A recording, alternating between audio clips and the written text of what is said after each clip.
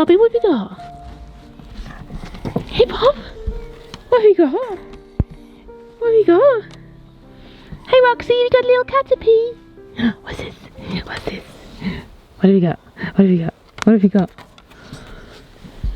Is Daddy gonna take you out? Will Daddy take you out? Are you gonna take her? Can I say the words? Bobby? Do you wanna go on a walkies? Do you wanna go? Bit high up for you. Daddy gonna take you on a walkies? Where's Daddy? Go find Daddy.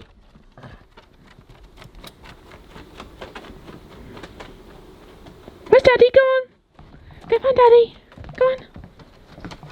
Go on. Where is he? Go nag him. Excuse me, Daddy. Walkie time.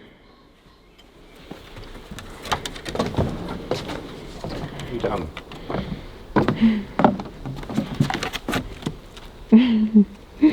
She's off. Look at these, sunbathing. Good little boy.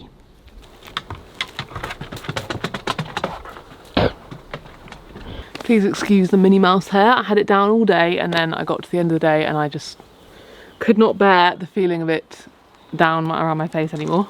There's been a lot of progress today. It's Monday and they have started work on the septic tank. The septic tank is in our garden and they've dug a huge hole. But they did so much in one day. I'm actually really happy with how much they got done, but I'll show you the progress. If you missed what's going on with the septic tank, I'll link a video here explaining it. But the long and short of it is that when we started to renovate our patio area, we discovered that our current septic tank has had it. It was overflowing and it wasn't draining, and the soakaways are not working, the drains aren't working, and we're gonna have to dig up the whole garden and also all the pipes that run. So it's not just the septic tank, it's also all of the pipes and the drains out the front and here. So we're going to be like changing where all the pipes go, which is a huge job, but it then means that's done and it's kind of the sort of thing you never have to do again. Whereas if we'd left that septic tank, it would have caused us many, many issues in the future. So let's show you what they've got up to today. So, danger construction site means that we can't go in, but I will show you. There's a huge hole down there. They've made a gap. Basically they trimmed back the tree a lot, but they've also just tied it back, so hopefully the idea is that when they're done they can release the trees and it will grow back over, because they didn't actually have to like uproot any plant at all, they just had to trim it, whereas like down here they would have had to cut a plant away. So they got the digger in, which is very impressive. Here's the big septic tank that will be going in. And this is, if you have no idea what a septic tank is, it's just where your sewage goes, because if you live in the countryside, most people who live in the countryside don't have mains drainage. You have to have your own. It's just you're not close enough to anything to be attached to mains. So most old houses will have something like this in the ground where all your poop goes, and there is a huge hole. It's like a grave, it's huge. Look at all the soil that came out of it. So got quite the construction site happening, and then this is where our old septic tank currently is. This is the one that's we use currently. It's all beneath here, and this is going to become our patio. And as you can see, it had to stop construction. They started and they had to stop, which is why it looks like this, why it looks like the front of our house is a quarry of granite. But it's quite exciting really, because it means that things are happening, and when that's done they can do the patio and we can have our garden back. Woo! We also got a really exciting delivery today of our sofa. I kind of want to save that for a garage video, because that's a full video makeover, and yeah, I'm going to save that, so you have to stay tuned. But oh my gosh, is it gorgeous. It is 6 PM, so it's a bit late in the day to be starting the vlog, but I think I'll try and film shorter clips this week of what's going on with the septic tank. Famous last words, I'm probably going to chat loads this week. Haven't been feeling very well today, bit of a tummy bug, and it's kind of spiking in my health anxiety. I mentioned it in my last video. Oh, so it's making me feel a little bit uneven. I think anyone who has health anxiety or OCD or something similar will know that when you get a trigger, when you feel a certain way, it's extremely difficult to switch it off, and it really does distract you from your just day to day. The worst thing is if you have health anxiety and you feel unwell, you then think that you're going to die. So it's difficult because any illness becomes such a problem. A tummy ache means, you know, something worse is, or more sinister is happening. Every time I have this as well, it's not just one thing, it's everything. So I then have a tummy ache and then I'm like, oh, like last night, because I'm so pale, I was like, oh my gosh, my veins are really visible. And then I started to notice that I had a heart rate. I could see my heart beating in my throat, which I get from like heart palpitations when I'm anxious. And then I started thinking, oh, is my period late? Or like, is my period going to be early? Or I don't know. You start then thinking about absolutely everything.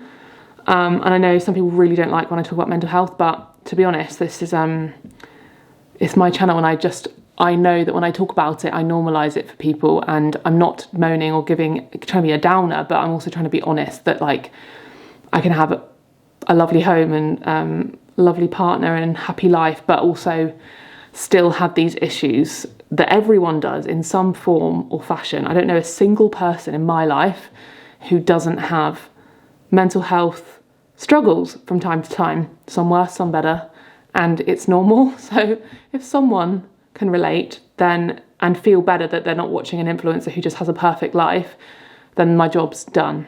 So there you go. I'll always be honest. And it sucks because I finished therapy with my therapist like a month ago because I was in a really good place, and she said, how about we take a break, see how you're going, and then we'll have a check-in. And I was feeling so incredible then. And then I got a bit ill. I had a bit of heartburn, a bit of tummy ache, a bit of an IBS flare-up basically. And all of the health anxiety came back, and it was just very difficult, and it's kind of been there since. But I have to remember, I know my body, and I know that when I do, and I'm sure some of you have a similar thing, if you get a little bit of an IBS flare-up, then it takes a little bit of time for your body to go back to normal, and your body is, my tummy anyway is a bit more sensitive, and you've just got to accept that and give it a bit of time. I'm gonna make dinner now. I'm gonna try and make something relatively plain because I don't want to upset my tummy. And then we also need to buy a few things for the garage. And I think I'll show my dinner, and then I'll probably catch up with you tomorrow when there's been some more progress, or maybe the next day, maybe not tomorrow, maybe the end of Wednesday, we can show you how it's going in the garden.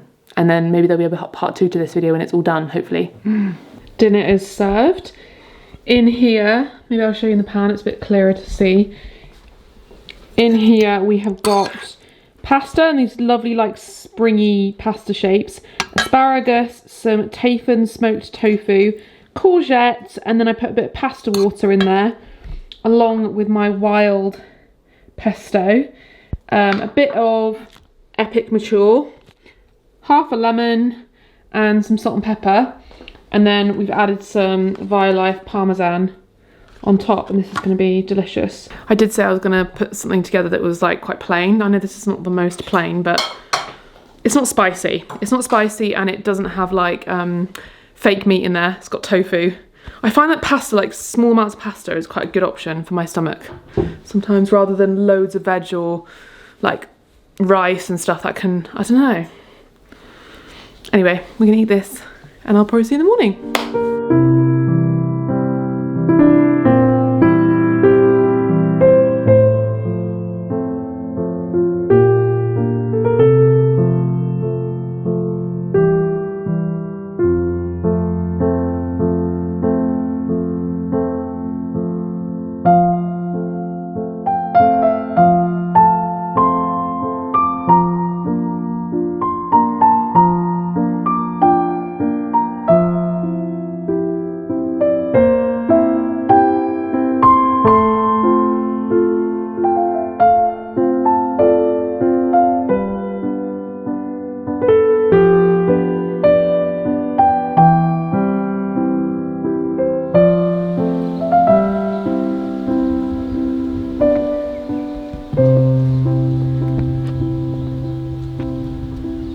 Good morning.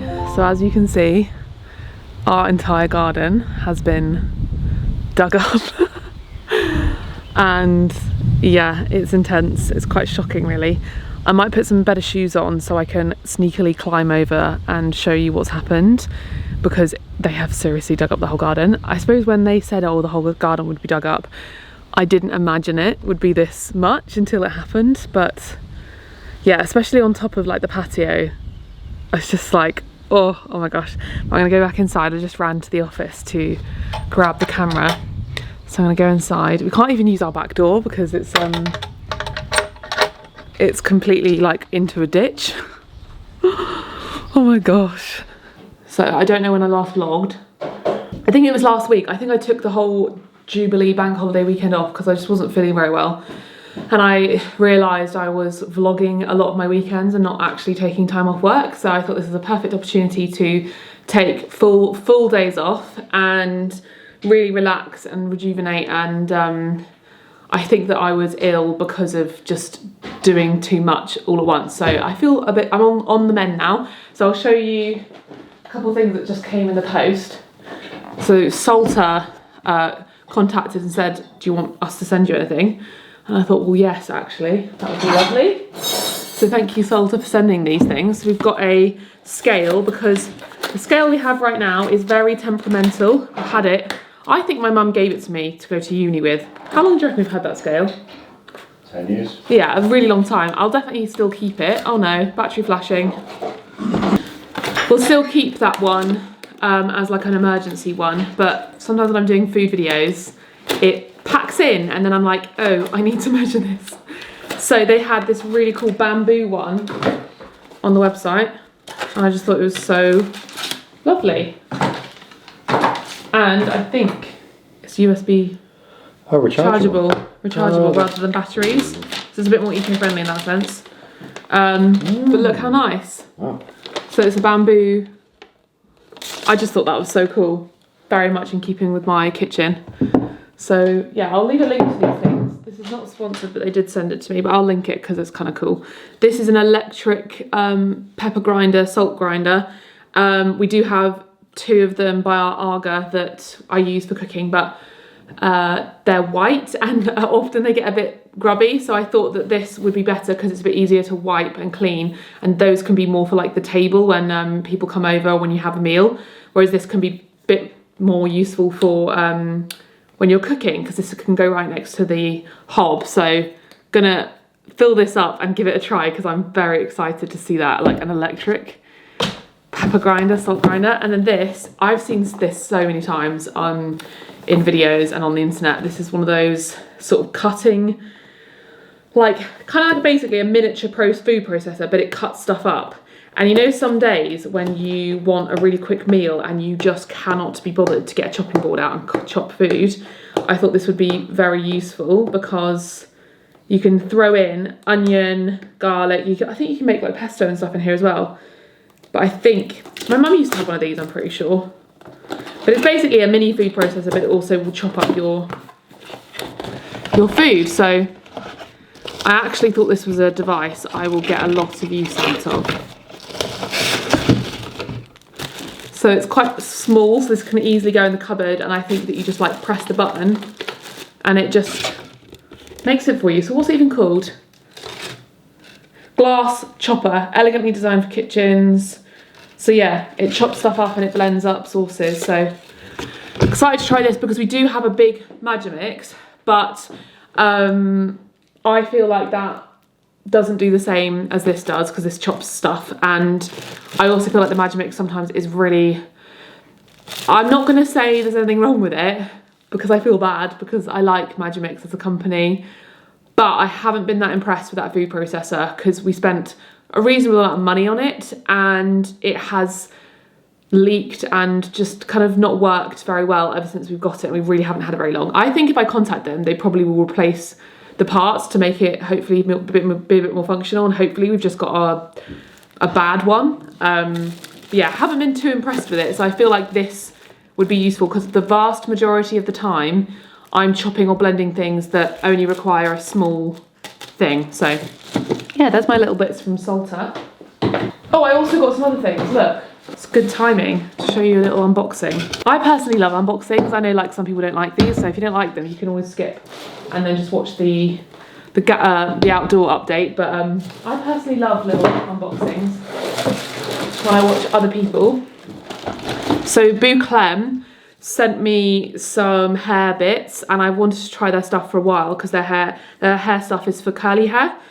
Now I've got wavy hair, so maybe this stuff won't work for my hair. I don't know. My hair's a bit straight at the minute because I washed it but didn't bother to style it, so it's a bit of a floofy mess. But this stuff, I think I'm gonna probably love it. So it's all vegan and cruelty free, and I've just heard really good things. So this is their hydrating hair cleanser. I like the word cleanser because I feel like that's taking it another step from shampoo, because it will get rid of a lot of the product. And if you're someone who does a curly gal hair method, or you use a lot of gel, you use a lot of mousse and curl creams, you do tend to get build up, and sometimes after a month or two your hair doesn't do the same thing, and I feel like I need a cleanser because this is like a clarifying shampoo, so that's gonna be great. And then curl conditioner, it's great to have really hydrated hair. I realise my hair needs a lot of hydration rather than repair. And then we've got a scalp exfoliating shampoo, which sounds dreamy. Like, oh my goodness, I'm so excited to use that. And then a super hold styler, so I'm assuming that this is like a gel. Then we've got a curl cream, good old curl cream. And then they also sent like a little, I think it's a towel. Do you know what? I'm not even joking. The towel that I use for my hair is a camping towel that is Alex's brother's, that I just so happened to, I think, was it at university you had it, Alex? I think Alex had it at uni and I borrowed it once. I think I remember getting it when we went on like a school camping trip when I was like 10. But doesn't it have your brother's name on it? Yeah, but I think he inherited it from me, so we've had it at least 20 years. Yeah, so I think maybe I was at Alex's or with Alex, and I was like, wow, you've got a microfiber towel, can I borrow this for my hair because it like stops frizz? And I've just kept it ever since, and that is the towel that I've used. And I'll still use it, but it'll be good to have one to alternate it with, because when that one's a bit wet or it's in the wash, I can have a second one, and I'm sure this one's even better for your hair. Oh my gosh. Yeah, this is way better because it's way bigger. The one I have is so small, and sometimes that makes it a bit difficult to put on your head. Very excited about that. So thank you, Boo Clem, for all those things. And I just nearly run out of shampoo, so perfect timing, because I was using a Davines shampoo, which is, oh my gosh, beautiful.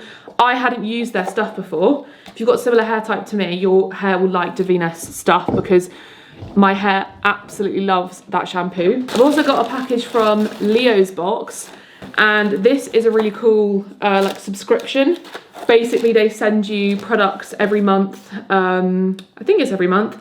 So at Leo's box, our mission is to make sustainability accessible by offering gorgeous, ocean-friendly, sustainable products at up to 70% off RRP. This World Ocean Day, we're proud to partner with Prevented Ocean Plastic to showcase the many ways we can all reduce plastic pollution in our waterways through compostable products and 100% recycled Prevented Ocean plastic. So the idea is you sign up to the subscription with Leo's box, and then they send you boxes full of the brands that they partner up with that are sustainable, and a lot of the stuff they send is like household products. So this is a really cool thing that I've tried before. It's the Ocean Saver. So basically you just need the little tablet and you put it in the bottle and fill it with water. So you're saving water, saving packaging, really, really great. And then we've got this is actually really good timing because we just ran out of shower gel and soap. So this is shower and bath gel, and that's amazing because, again, I can use this in the bath. So this bottle is made from 100% recycled ocean-bound plastic. Ginger. Oh, that smells really lovely, like lime and ginger. Is it lime? It smells like lime. Yummy. Oh, we've got a Ren. Oh my gosh, we've got bath oil from Ren. Kelp and microalgae anti-fatigue bath oil. I want to have a bath this evening. No, I've seen that. And then we've got some household gloves. I've actually already got a pair of these from Seep. You've seen me mention them before. It's where I get all of our cloths and stuff from. And so I already have some of these, but these can go in the utility room. So we can have one in the utility room, one in the kitchen, or one upstairs, maybe even for when I'm cleaning the bathroom.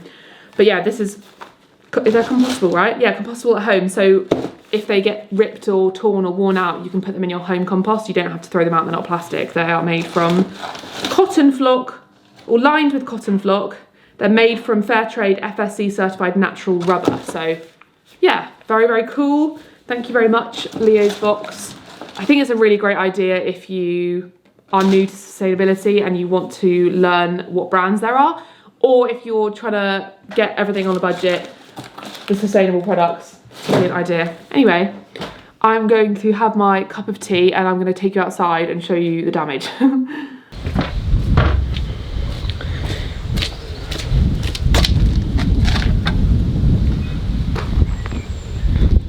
Okay, so you can see that the digger basically came in through this. They've cut away some of the tree. I think there was, yeah, you can see there was a tree here. Not a tree, like a bush that they've cut away. But lots of this they've just tied back. And when it's all done, it should come back in and then fill out again, because these trees really grow back. So shouldn't take too long for it to grow back, even if it's till next summer. But we'll figure that out. But it was the only access, obviously, from the road to our garden. Got the big digger. This makes everything a lot quicker, otherwise it would have been a very long job indeed. But they basically dug a trench through here. They did this actually yesterday, because before it was just down here. So yesterday they dug this huge trench all the way up here, and they're going to carry it on down the middle. That's going to be more complicated, I think, because there's cement there, and then it's going to be going right the way to the front of the house. But this is where the new septic tank is. As you can see, it's huge. I could not believe it when they put it in, how huge it is. And yeah, I actually slightly disappointed it's not further into the corner, but I guess there's nothing you can do about it because there are quite a lot of bushes and stuff, and it's probably following regulations. Like, I don't know anything about this kind of thing, so there's gonna be a what you call it, a manhole here in the middle of the lawn. But well, it's not the middle of the lawn, it's the edge of the lawn. But there is definitely opportunity for us to do something down here when we end up sorting out our garden. We could do something down this end to cover it a little bit. You know, there's so many things that you could do, like with bushes or pots of plants and things, to make it better, or just, I don't know, I'll have a little Google and get brainstorming. This is our soak away. So the septic tank takes all the sewage, and then the soak away, I think that's basically all the water can soak into the ground, and it means that this doesn't fill up as much. I think that's what it means.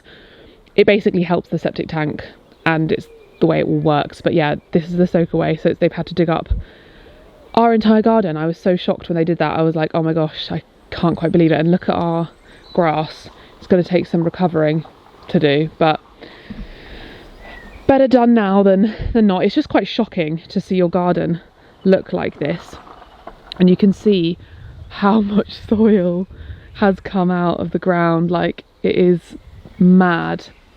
It is mad. Look at that big hole. It makes me sad. Because it's spring, everything is growing like mad. So they've been here for a couple of weeks, and all of this is just going insane. And before they came as well, we weren't like doing the gardening because we were like, well, it's going to be torn up soon. So everything is looking very wild and very unkempt. And like I said, this path, I think they're doing this tomorrow. They're not here today, but they're coming tomorrow, and they're going to be digging all the way here up to this manhole, all the way up here into the driveway, and all the way down there, because there's a pipe in our garage, or underneath the garage, that they need to redirect, and that's the downstairs loo, so it's coming from there. And so we're not going to really have much use of our driveway because it's all going to be dug up. And then they're also putting a French drain in, because this, as you can see, this is a drain to stop flooding, and it really fills with gravel and then floods up. So that should stop that from happening, because then it's really rainy, this kind of gets a huge puddle. Let me show you the other side. I couldn't get through because of the they've taped it off, so if they ever see this video, they're going to think I'm being very naughty. Because they've taped it all off and it says keep out, danger. But yeah, it's fine. So you can kind of see the pipe work going on there. This is where we discovered that the pipe had it. So they've dug a bigger trench and there's the manhole, and then this is where the old septic tank is, so they'll basically be shutting that off eventually. You can see they've been cutting up the old rubber one. You can see that's the old rubber one that's kind of destroyed, and they'll shut that off, and then that can all be filled, and then that'll obviously become our patio.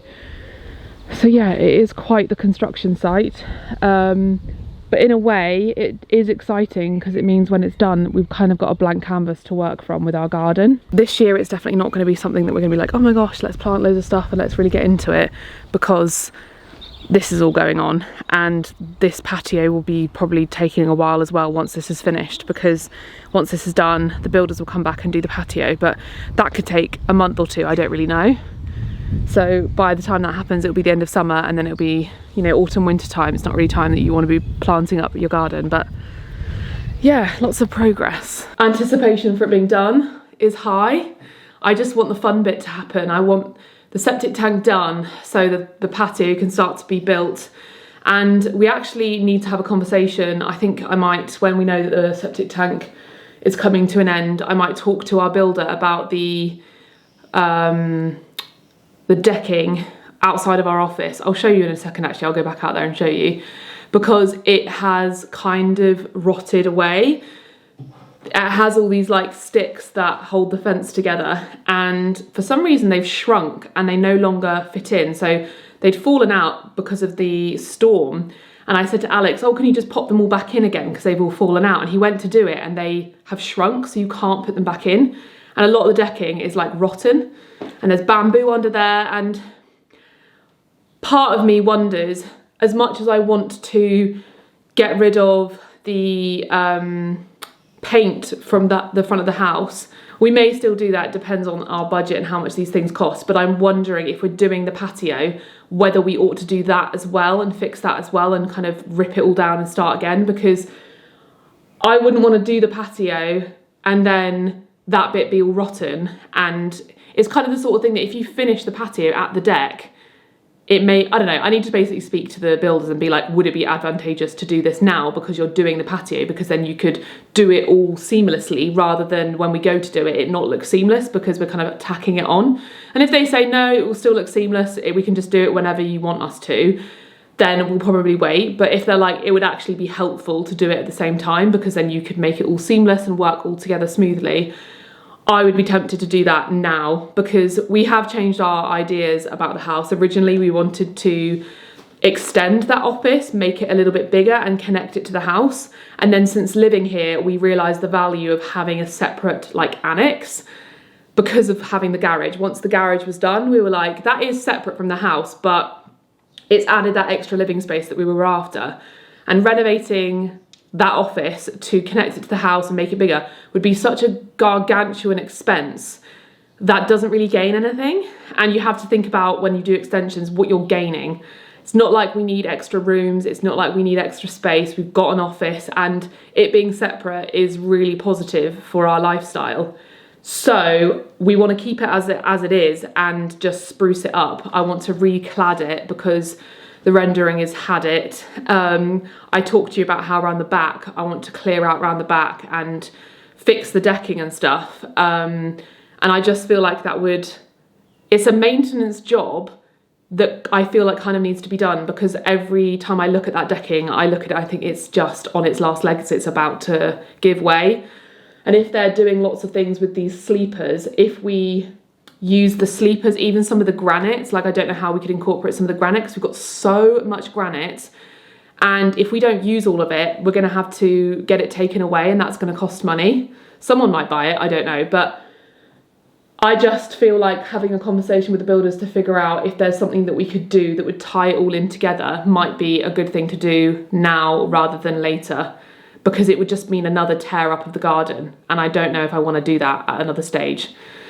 I can cope with the front of the house not having, having paint on it. I think that is slightly more important. Anyway, let me show you why. And then I can stop talking and chatting at you. So you can see how this bit's clad. This bit's fine, it just needs painting. But this bit's rendered, and I think it would be much nicer if we clad all of it and then painted all of it, because it would just look better and get new gutters. you can see over here, ignore all the craziness please, you can see over here that these pieces have fallen out and they don't go back in. They have like shrunk, and it's not like you can push this down. It's basically had it. I might ask the builders if they can think anything genius to do with it, but I don't know. And there's lots of you can see all the bamboos growing up because it's underneath here, and this is all going to be patioed with like probably like some kind of limestone or tumbled limestone or granite, or I don't know yet, something that looks in keeping with the house, that looks like it's always been here. And I'm just wondering if we do that, whether we ought to just continue it across here and just rip this out and then have steps up and just have it all one big patio, because then you could patio all of it. They may say that's not a good idea, but I don't know, the more I think about it, because then you could edge it with sleepers like over there so it matches, so it doesn't look out of place. Lots to think about. Let me know if you've got any fun ideas, because when you're coming out the house, before it used to be very like you'd walk out, down a step, up a step, down a step, up onto the decking, up into the office. And I just feel like when I talk about it being seamless, I mean more like your path is much more like you're walking flat. And if you made this all flat here, so this wasn't raised, because right now it's raised up a little bit, but it was all flat, it would still be raised at this end. It would still be raised because there's a slope to the garden, but it would mean that it was seamless all the way up here, and then you could just have some steps up to the garage. That's what I would like to do. It may prove to be an obscene cost, and then Alex will say no, but I don't know. It's a conversation I need to have with the builders. It's like when you buy an old house that's not been maintained and there's been problems. It's not even that it's not been maintained. Some of it hasn't been maintained. No, it hasn't been maintained, let's be honest. You guys know the issues we've had. This decking is not something that I think anyone before now would have needed to do anything with. It's fine. But it's like when you start fixing stuff with a house, an old house, there's so many things that you can fix, and it just is a never-ending list. And then it's like, well, if you're going to do that, then you should do this, then you should do this. And in all honesty, part of the costs aren't renovation costs or like investment costs, and you have to sort of stack it up against the price of the house. A lot of it is just maintenance that you should do every year, like things like cleaning gutters or painting fascias, or touching up the paint on the outside of the house, or fixing windows. Those are costs that they're just added costs when you own a home. They're just maintenance costs. So when it comes to stuff like this, yeah, it's a renovation cost, but it's also kind of just a maintenance cost. So you have to think of it practically. Like the septic tank, it's not really, I don't really see it as a renovation. It's a maintenance cost that's an unfortunate one. Fortunate timing, we've been the ones to have to do this, but it's just, yeah. But with a wedding coming up, it's like a lot to budget, so keep watching my videos so that I can afford this. I've got another huge video to watch. I hope you don't mind all the long vlogs. I've started to make these vlogs and do them how I want them, and stop caring so much about views and that kind of thing, because I don't know, who really cares at the end of the day? I'm just enjoying making videos. I'm gonna have my cup of tea, go next door. I'm gonna have my cup of tea, go next door and write my list of what I need to do today, because I need to make sure that I'm staying on track, and then I'm gonna come inside and then sort out that mess I've just left in the kitchen.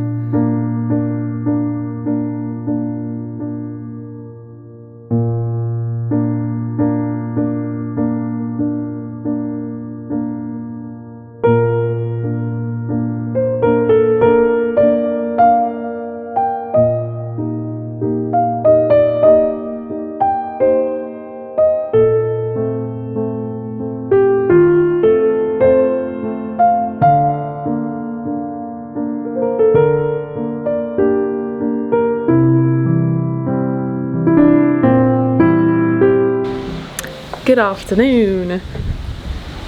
Oh, hello.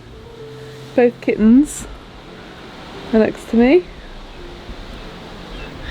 And for the first time in months, we have a flat filled in patio. Not done, obviously, it's just soil, but we've had this open for like, how many months has it been now? Must be 2 months or so, maybe more. A long time. I want to say 3 months. Yeah, it's a long time. So today they filled all of this in, so it's ready to go when it comes. Well, not ready to go, obviously it's got to be probably concreted and I don't know what for the patio, but they filled it in, so we don't have a big hole in our ground anymore. I imagine that's probably not filled in. Oh no, that's got the manholes. They need to do something with those, don't they? Yeah. And you can see they filled in the garden. Roxy's been rolling around in the mud. See, no May went well. But yeah, they've done these. Roxy, they've got the manhole covers on.